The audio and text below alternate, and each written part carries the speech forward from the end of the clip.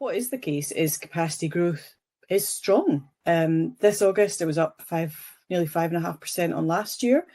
And international capacity is really driving that, 5.7% compared to domestic, which is a bit slower at 3%.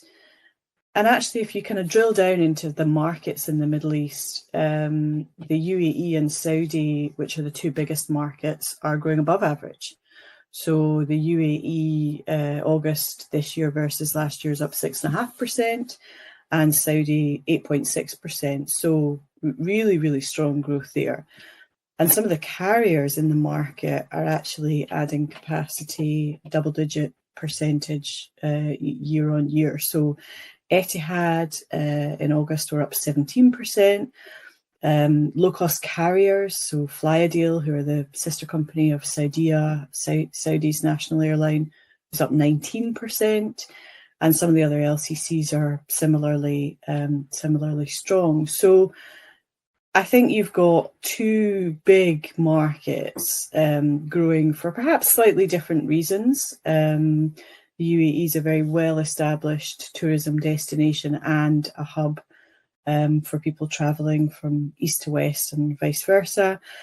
And you've got Saudi, who are in the process of kind of transitioning away from an oil-based economy and pursuing significant growth in tourism and business and a whole range of other things. So I think we're going to continue to see that kind of growth for a long time there. Interestingly, where growth isn't happening at the moment in the Middle East is Qatar. So capacity is pretty flat at the moment. And actually Qatar Airways, who are the bulk of capacity at Doha, were down 1% on last year.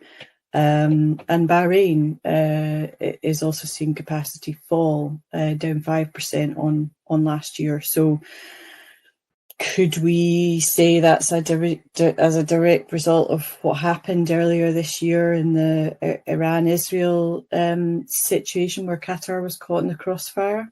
I don't know that we can sort of make that direct correlation, but I think it's probably more likely that this is just part of being a really, really competitive market where there are lots of dynamics and things happening and lots of growth. The thing in Qatar is, the reason Etihad is up 17% and Qatar is flat is all purely about aircraft deliveries and where they are in the phasing of their deliveries and, who's delivering A321 XLRs, which Etihad are getting at, a pretty good rate at the moment.